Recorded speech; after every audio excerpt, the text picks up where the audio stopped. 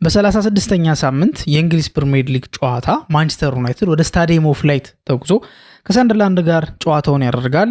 ይህም ጨዋታ ምናልባት ማንቸስተር ዩናይትድ ወደ ቻምፒየንስ ሊግ ካለፈ በኋላ የሚያደርገው የመጀመሪያው ጨዋታ ነው። ማለፉን አረጋግጧል ኦልሬዲ። አሁን ከዚህ በኋላ የደረጃ ጉዳይ ስንተኛ ሆኖ ያጠናቀቃል የሚለው ነገር ነው እንጂ የቻምፒየንስ ሊግ ስፓትን ያገኛል አያገኝም የሚባለው ነገር ኦልሬዲ የተረጋገጠ ነገር ነውና በእንደዚህ አይነት መንገድ ውስጥ ሆኖ የሚያደርገው ጨዋታ ነው። ታዲያ በዚህ ጨዋታ ላይ ግን ማንቸስተር ዩናይትድ ሊፈተን ይችላል። ምናልባት ሰንደርላንድ ወቅታዊ ፐርፎርማንሱ እንዴት ነው፣ ስታዲየም ኦፍ ላይት ላይ እያደረገ ያለው እንቅስቃሴ ምን ያህል ከባድ ነው የሚለውን ነገር እሱን ግምት ውስጥ እናስገባለን። ግን ደግሞ ከሰንደርላንድም ደግሞ ውጪ ራሱ ማንቸስተር ዩናይትድ የሚፈትኑት ነገሮች አሉ ወይ ደግሞ በመፈተን በሚፈትኑት ነገሮች ውስጥ ሆኖ ነው ይህንን ጨዋታ የሚያደርገው።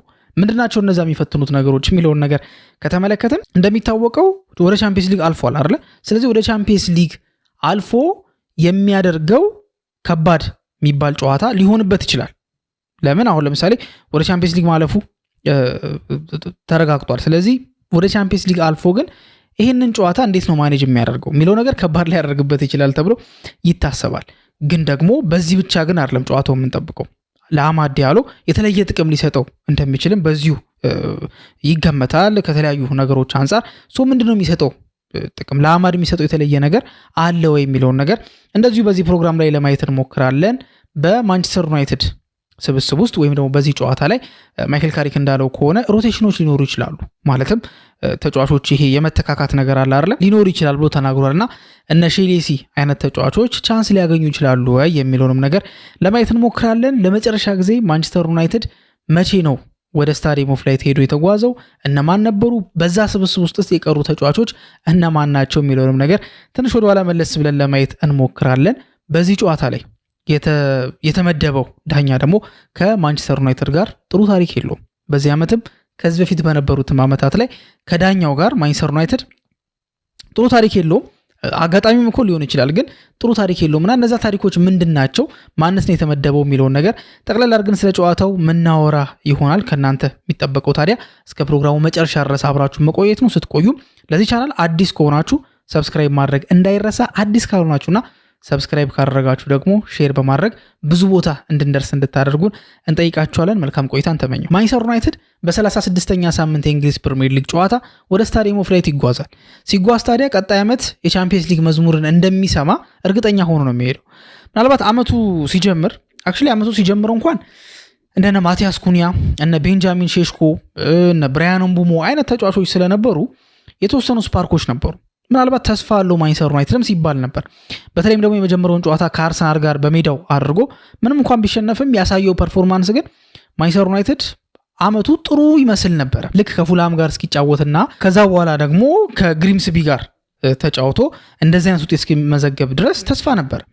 ከዛ በኋላ ግን ጃንዋሪ ሩበን አሞሪም ከማንቸስተር ዩናይትድ ዋና አሰልጣኝነቱ ተነስቶ ከዛ በኋላ ለማንቸስተር ዩናይትድ ደጋፊዎች አይ በዚህ ዓመት መጨረሻ ማንቸስተር ዩናይትድ 35ኛ ሳምንት ላይ ሆኖ እርግጠኛ ነው ወደ ቻምፒየንስ ሊግ እንደሚያልፍ፣ ለዛውም ደግሞ 3ኛ ደረጃ ላይ ሆኖ ተብሎ ቢነገራቸው የሚያምኑ ሰዎች ያሉ አይመስለኝም። ስለዚህ ይሄ ነገር ትልቅ ነገር ነው። በትልቅ ነገር ሆኖ ያልተጠበቀም አይነት ውጤትም አምጥቷል። ለማይክል ካሪክም እኮ ሰዎች አሁንም እየተከራከሩ ያሉት ማይክል ካሪክ መቆየት አለበት ወይስ ደግሞ መቆየት የለበትም የሚለው ነገር እኮ ክርክር ውስጥ የገባው እኮ ካሪክ ያደረገው ነገር አንጻር። ከዚህ በፊት ራልፍ ራኒክ እንደዚሁ ረዘም ያለ 6 ወር የኢንተሪም ኮችነት ሚና ተሰጥቷቸው ነበር አይደል? ማንም አልተከራከረም ራልፍ ራኒክ መቆየት አለበት የለበትም የሚለው ነገር ላይ። ኢቨን ሐሳቡ የነበረው ራሱ ከማንቸስተር ዩናይትድ ጋር ቆይቶ በስፖርቲንግ ዳይሬክተርነት ሚና እንዲቀጥል ነበር። ያ ሁላ ነገር ነው በቃ ፍርስርሱ የወጣውና መጨረሻ ወር ላይ የተናገረው ነገር ማንቸስተር ዩናይትድ ኦፕን ሃርት ሰርጀሪ ነው የሚያስፈልገው ብሎ እስከ መናገር ደርሶ ነበር። ስለዚህ ማንም አልተከራከረም የሱ መልቀቅ ላይ። የካሪክ ጉዳይ ላይ ግን በጣም ጭቅጭቆች ናቸው። ማለት ቀላል ነገር አይደለም። ኢቭን እዛ ውስጥ ራሱ የቦርድ አባላት ራሱ በዚህ ጉዳይ ላይ ተመሳሳይ አቋም እንደሌላቸው ማለት ግማሾቹ አይ ሊሰጠው ይገባል፣ ግማሾቹ ደግሞ ለምን መሰጠት የለበትም፣ የተሻለ ልምድ ያለው አሰልጣኝ ነው የሚያስፈልገው ማንቸስተር ዩናይትድ፣ የመሳሰሉት ነገሮች ይነሱ ነበር። ስለዚህ ካሪክ ምን ያህል በቃ ይሄ ከቅድ በላይ እንዳተረፈ በዚህ ማረጋገጥ እንችላለን። ይሄንን ስኬት ይዞ ነው እንግዲህ ወደ ስታዲየም ኦፍ ላይት ሄዶ ጨዋታውን የሚያደርገው። መግቢያ ላይ እንደነገርኳችሁ ወደ ስታዲየም ኦፍ ላይት ተጉዞ የሚያደርገው ጨዋታ ቻምፒየንስ ሊግ መግባቱን አረጋግጦ ያደረገው የመጀመሪያ ጨዋታ ነው የሚሆነው። ታዲያ ይሄ በቃ አቺቭ አድርገናል፣ ሁሉ ነገር ተሳክቷል፣ ሁሉ ነገር ተስተካክሏል የሚለው ሴንስ ወይ ደግሞ የሚለው ያኛው ስሜት ምናልባት ወደ ማንቸስተር ዩናይትድ ተጫዋቾች አይምሮ ውስጥ መጥቶ በዚህ ጨዋታ ላይ አንደር ፐርፎርም እንዳያደርጉ ግን ያሰጋል። በዚህ ጨዋታ አንደር ፐርፎርም እንዳያደርጉ ያሰጋል። ይሄ ነገር በብዙ ይሄ ተጫዋቾቹን ማይክል ካሪክ ራሱ አስጠንቅቆ ነበር። ይሄ ጨዋታ ከመደረጉ በፊት በባለፈው ጨዋታም በኋላ እንደዚሁም ደግሞ ከዚህ ጨዋታ በፊት በነበረው ፕሬስ ኮንፈረንስ ላይ ተጫዋቾቹ ኦቨር ሴሌብሬት ማድረግ የለባቸውም ወይም ደግሞ ኦቨር ሳቲስፋይድ መሆን የለባቸውም። ምክንያቱም ማንቸስተር ዩናይትድ ነው። ማንቸስተር ዩናይትድ ቻምፒየንስ ሊግ መግባቱ በጣም ኦቨር ሴሌብሬት የሚያስደርግ ነገር መሆን የለበትም አይደለ? ምናልባት አሁን ቻንስ ያላቸው ቡድኖች አሉ አይደለ? እንደነ ብራይተን አይነት ቡድኖች እነ ብሬንትፎርድ ወደ ቻምፒየንስ ሊግ የመግባት እነሱ ቢገቡ እጅግ በጣም ትልቅ ነገር ነው። ለማንቸስተር ዩናይትድ ግን በዛ ልክ አይደለም የሚታየው ብሎ ተጫዋቾቹም እንዲሁም ኦቨር ሴሌብሬት እንዳያደርጉ እንደዚሁም ደግሞ በጣም እዛ ነገር ላይ እንዳይቀሩ እንደ ማስጠንቀቂያም ጭምር የሰጠበት አጋጣሚ አለ። በዚህ ጨዋታ ላይ ግን የተለየ ኮኔክሽን ያለው አንድ ተጫዋች አለ ከዚህ ጨዋታ ጋር ወይ ደግሞ ከዚህ ስቴዲየም ጋር። በስታዲየም ኦፍ ላይት ልዩ ኮኔክሽን ያለው ተጫዋች የማንቸስተር ዩናይትዱ አማድ ዲያሎ ነው። አማድ ዲያሎ ታዲያ ይሄ ጨዋታ ለሱ ተርኒንግ ፖይንት ሊሆን እንደሚችልለት ወይ ደግሞ ወሳኝ ሊሆን እንደሚችልለት መረጃዎች እየወጡ ይገኛሉ፣ ወይ ደግሞ አስዩም ማድረግ እንችላለን ብዬ አስባለሁ። ለምንድነው የተለየ እንዲሆንለት የሚያደርገው? በህይወት ዘመኑ ለመጀመሪያ ጊዜ 39 ያክል ጨዋታዎችን ሲያደርግና 2746 ደቂቃዎችን ያደረገው በዚህ ስታዲየም ኦፍ ላይት ሰንደርላንድ ቲም ውስጥ ነበር። እንደምታውቁት ከአትላንታ ማንቸስተር ዩናይትድ መጣ አማድ። ከዛ በኋላ ቀጥታ ዋናው ቲም ውስጥ አይደለም ቀጥታ የተቀላቀለው። ከዛ ተመልሶ ደግሞ ወደ ሬንጀርስ ደግሞ በውሰት ውል ሄደ። ከዛ በኋላ ደግሞ ወደ ሰንደርላንድ ሄደና ከሰንደርላንድ ወደ ማንቸስተር ዩናይትድ መጣ። ከማንቸስተር ዩናይትድ አስደናቂ ፐርፎርማንሶችን ማሳየት ጀመረ። ታዲያ በዛ ሲዝን ላይ 2022-23 ሲዝን ላይ አማድ ዲያሎ የሰንደርላንድ ተጫዋች ነበር። ታችኛው ዲቪዚዮን ነበሩ ሰንደርላንዶች። 39 ያክል ጨዋታዎችን አድርጎ አማድ ዲያሎ 2746 ደቂቃዎችን ያክል ሜዳ ላይ ቆይቶ 13 ጎሎችን አስቆጥሮና 3 አሲስቶችን በማስመዝገብ በሰንደርላንድ ደጋፊ ልብ ውስጥ ገብቷል። የሰንደርላንድ ቲም ከአሰልጣኙ ጀምሮ የቦርዱ አባላትም በሱ ዝውውር ወይ ደግሞ በሱ በፈጠረው ኢምፓክት ምንም እንኳን ወደ ፕሪሚየር ሊግ ማደግ ባይችሉም ግን ደግሞ በፈጠረው ኢምፓክት ግን ደስተኞች ነበሩ። ታዲያ ከዛ በኋላ እንግዲህ ሰንደርላንድ 2022-23 ቆይቶ ነው 2024-25 ላይ ሌላኛው ትልቅ የሚባለው የአማድ ሲዝን እሱ ነው። 43 ያክል ጨዋታዎችን አድርጓል። 2769 ደቂቃዎችን ተጫውቷል። ከሰንደርላንድ በነበረበት ጊዜ ወደ 53 ያክል ደቂቃዎች የተሻለ ተጫውቷል። በዚህ 2024-25 በማንቸስተር ዩናይትድ መለያ 11 ጎሎችን ሲያስቆጥር 8 አሲስቶችን በማስመዝገብ አሪፍ የሚባለው ምናልባት በጎል ይሄ ሰንደርላንድ በነበረበት ሰዓት ላይ ካስቆጠራቸው ጎሎች በሁለት ያነሰ ነው። ግን ማሰብ ያለብን ፕሪሚየር ሊግ ነው። ፕሪሚየር ሊግ ላለ ቲም ነው እየተጫወተ ያለው። ስለዚህ ጠንካራ የሆኑ ተፎካካሪዎች ናቸው ያሉት በሁሉም ኮምፒቲሽን። ስለዚህ ቀላል የሆነ ነገሮች አልጋ ባልጋ እንደማይሆኑለት ግልጽ ነው። ይሄንን ግን ያደረገው ግን ሰንደርላንድ ሄዶ 2022-23 ላይ ባሳየው የተለየ ፐርፎርማንስ ነው። እንደምታውቁት አማድ በተለይ ከሩበን አሞሪም ስንብት በኋላ ወይ ደግሞ በዚህ ዓመት ጥሩ ፐርፎርም እያደረገ አይደለም። 2024-25 እንደዚህ አይነት ማይልስቶን ላይ የደረሰ ተጫዋች ከኤሪክ ቴን ሃግ በኋላ ነፃ ወጣ የተባለ ተጫዋች አሁን ላይ ግን ጥሩ እየተንቀሳቀሰ አይደለም። በተደጋጋሚ ቤንች ይደረጋል። ያ ቦታ ብዙም እየተመቸው አይደለም። ኢምፓክቱ በጣም ሎ ነው። ጎል ካስቆጠረ ብዙ ወራቶች ሆኖታል። አሲስት ካደረገ ብዙ ጊዜ ሆኖታል አማድ ዲያሎ። ስለዚህ በዚህ ስቴዲየም ላይ የሚያደርገው ጨዋታ ለሱ እንደ ሪቦርን ሊቆጠር ይችላል ነው። ለምን ያ ጥሩ ስሜት ወይ ደግሞ ጥሩ ጊዜያቶችን ያሳለፈበት ስቴዲየም ነው ስታዲየም ኦፍ ላይት ማለት። ስለዚህ ወደዛ ሲሄድ እሱም በመጥፎ ሁኔታ አይደለም ከደጋፊው ጋር የተለያየው ከክለቡ ጋር የተለያየው በመጥፎ ሁኔታ አይደለም እና የተለየ ቁርሾ ስለሌለባቸው እነሱም የአማድን ስም እያነሱ አይወቅሱትም ወይ ደግሞ ዲሞራላይዝ ለማድረግ ኳስ በነካ ቁጥር አይጮሁበትም። ምክንያቱም ሲለያዩ በፍቅር ስለተለያዩ እሱም ስቲል ሰንደርላንድን እንደሚወድ እንደሚከታተሉ ላይ ይናገራል በተደጋጋሚ። ሶ በእንደዚህ አይነት መንገድ ስለሆነ የለቀቀው ደጋፊዎች መልሰው ለራሳቸው ኢንተግሬት ያደርጉታል። ስሙን እየጠሩ እኮ ላይዘምሩለት ይችላሉ። ለምን ሞቲቬሽን ነው ለሱ። ግን ቢያንስ ዲሞራላይዝ ለማድረግ አይሞክሩም። ይሄ ደግሞ ለአማድ ሊጠቅመው ይችላል። በዚህ ጨዋታ ላይ ጎል ወይም አሲስት ማድረግ ከቻለ ወይም ደግሞ ማን ኦፍ ዘ ማች ሌቭል ፐርፎርማንስ፣ ያው ማን ኦፍ ዘ ማች እኮ ላይሆን ይችላል፣ ግን በዛ ሌቭል የሚጠጋ ፐርፎርማንስ አሳይቶ ይሄን ጨዋታ የሚያጠናቅቅ ከሆነ ምናልባት ከዚህ በኋላ ባሉት ጨዋታዎች ላይ የተለየ አይነት ወይ ነው የተለየውን አማድ ልንመለከት እንችላለን ማለት ነው። የተሻለ የሚንቀሳቀሰውን የተሻለ ጎል የሚያስቆጥረውን አሲስት የሚያደርገውን አማድ ዲያሎ ልንመለከት የምንችልበት እድል አለና ይሄ ጨዋታ ለአማድ ዲያሎ በተለየ መንገድ የሚተረጎም ወሳኝነት ያለው ጨዋታ ነው።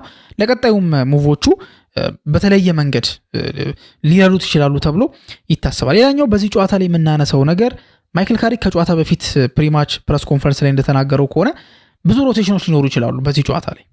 ለምን ሁሉም የቲሙ አባል ይሄ ትንሽ ጨዋታ ከመሆኑ አንጻር በሚገባቸው ልክ እድል እየተሰጣቸው አይደለም ብሎ ነው የሚያምነው ማይክል ካሪክ። ማለት መጫወት ያለባቸው ትሬኒንግ ላይ በጣም ጠንክረው እየሰሩ ያሉ ተጫዋቾች አሉ፣ እድል የሚገባቸው ይሄ ቋሚ 11 ውስጥ እንኳን ባይገቡ ተቀይረው እየገቡ መጫወት የሚገባቸው። ግን ዩናይትድ ያለው አንድ ጨዋታ ብቻ ነው፣ አንድ ውድድር ላይ ብቻ ነው ያለው ማንቸስተር ዩናይትድ ፕሪሚየር ሊግ ላይ። ስለዚህ ሮቴት ማድረግ አይችልም እንደልቡ። በአንድ ጨዋታ ላይ ራሱ መቀየር የሚችለው በአንድ ቦታ ላይ እምቡሞን ወይም ደግሞ አማድ ነው። ሌላ ሶስተኛ የበዛ መስመር ሊጫወት የሚችል ተጫዋች እዛ ጋር አይገባም አይደል? 9 ቁጥር ቦታ ላይ ወይም እምቡሞ ነው የሚሆነው ወይ ደግሞ ሸሽኮ ነው የሚሆነው። ሁለቱም ተቀያይረው ወጥተው አንደኛው ገብቶ ከዛ ደግሞ ተቀይሮ ወጥቶ ደግሞ ዘርክዚ አይገባም። ስለዚህ በቂ እድል የላቸውም። ግን ካራቦ ካፕ ቢኖር ኤፍኤ ካፕ ቢኖር ኖሮ ግን በደንብ ሮቴት ይደረግ ነበር። የሆነው ተጫዋች ኤፍኤ ካፕ ላይ ቻንስ ሊሰጠው ይችላል፣ ካራቦ ካፕ ላይ ቻንስ ሊሰጠው ይችላል። ከዛ ፕሪሚየር ሊግ ላይ አቋሙ እየታየ ምናምን ይባላልና ካሪክ እንደሚለው ከሆነ ብዙ ጨዋታዎችን ለመጫወት አልበቃንም ወይ ደግሞ አልታደልንም። ያ ነገር ደግሞ ተጫዋቾቹ ላይ የሆነ አይነት ኢምፓክት እንደሚኖረው ግልጽ ነውና እነሱም የዚህ ቲም አባል ናቸው። ይሄ ቲም እዚህ ደረጃ ለመድረሱ እነሱም የራሳቸው የሆነ ትልቅ አስተዋጽኦ አላቸውና በዚህ ጨዋታ ላይ ምናልባት እድል ሊያገኙ የሚችሉ ተጫዋቾች አሉ ብሎ ሜንሽን አድርጓል። ሼሌሲ ከዋናው ቲም ጋር ተቀላቅሏልና ምናልባት የመጀመሪያ ጨዋታውን ማለትም ከዳረን ፍሌቸር በኋላ የመጀመሪያ ጨዋታው ላይ ያደርግ ይችላል። ለመጨረሻ ጊዜ የተጫወተው ማንቸስተር ዩናይትድ ከኤፍኤ ካፕ የተሰናበተበት የብራይተኑ ጨዋታ አለ አይደል? እዛ ጨዋታ ላይ ነበር ለመጨረሻ ጊዜ ለማንቸስተር ዩናይትድ ዋናው ቲም መጫወት የቻለው። ከዛ በኋላ ቻንሶችን እያገኘ አይደለም። ቻንሶችን ግን አግኝቶ በበርንሌው ጨዋታ ላይ ገብቶ የሰራውን ስራ እናስታውሳለን። የብራይተኑ ጨዋታ ላይ ገብቶ የሰራውን ስራ እናስታውሳለንና በዛ ቀኝ ቦታ ላይ የተሻለ ኢምፓክት ላይ ያመጣ የሚችል ተጫዋችና እድል ሊሰጠው የሚችል ተጫዋች ነው እሱ። በዛ ቦታ ደግሞ የተጫወተ የሚገኘው ብራያን ምቡሞ ነው። ብራያን ምቡሞ ደግሞ ዛትማች ኢፌክቲቭ የሚባል ጊዜ አይደለም እያሳለፈ የሚገኘው አይደለ? በእርግጥ በባለፈው ጨዋታ ላይ የተሻሉ እንቅስቃሴዎችን ሲያደርግ ተመልክተ ነው ነበር። በሊቨርፑልም ጨዋታ ላይ ግን ያን ያህል አመርቂ የሚባል አይደለም። ተቀይሮ ሲወጣም ብዙም ደስተኛ አልነበረም አይደለ? እና ምናልባት በዚህ ጨዋታ ላይ ሼሌሲ ቋሚ 11 ውስጥ እኮ ላይገባ ይችላል፣ ግን ተቀይሮ ሊገባ የሚችልበት እድል ሰፊ ነው ተብሎ ይገመታል። ከዛ ውጭ ደግሞ ጆሹዋ ዘርክዚም እንደዚሁ ሌላ ቻንስ ሊያገኝ የሚችል ተጫዋች ነው። እንደምታውቁት ከቦሎኛ ከመጣ በኋላ ብዙ ቻንስ እየተሰጠው አይደለም፣ የተወሰኑ ቻንሶች ናቸው።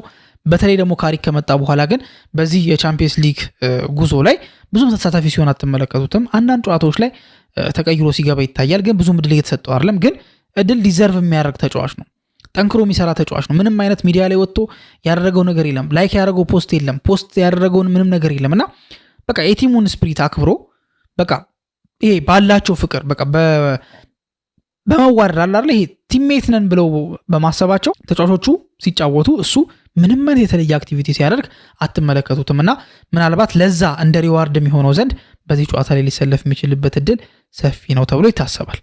ከዛ ውጭ ሌላኛው ርዕሳችን የሚሆነው መቼ ነው ማንቸስተር ዩናይትድ ለመጨረሻ ጊዜ ወደ ስታዲየም ኦፍ ላይት ያቀናው የሚለውን ስንመለከት 2017 ላይ ሆኖ እናገኘዋለን።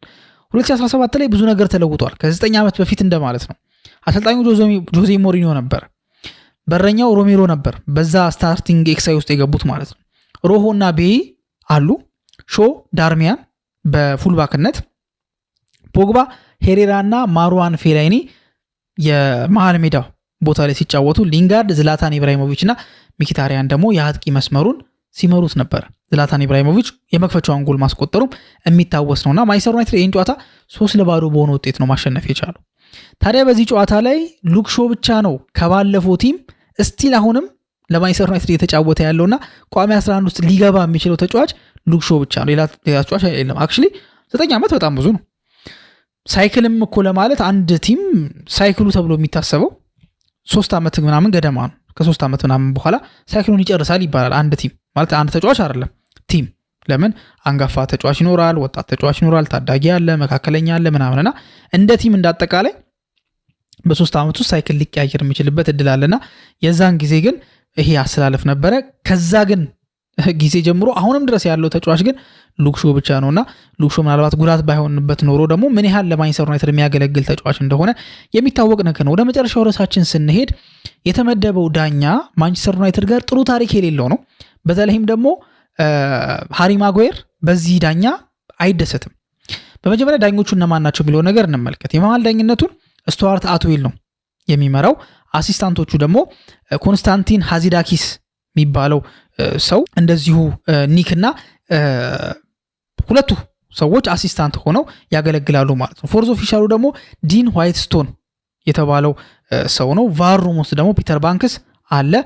ስቲቭ ሜሪስ ደግሞ በአሲስታንትነት ያገለግላል ማለት ነውና የተመደቡት እነዚህ ዳኞች ናቸው። ታዲያ ከማጋ ነው ማንቸስተር ዩናይትድ ደስተኛ ያልሆነው የሚለውን ካየን ስቱዋርት አትዊል ነው። ስቱዋርት አትዊል ከማንቸስተር ዩናይትድ ጋር ተደጋጋሚ ጥሩ ታሪክ የለውም።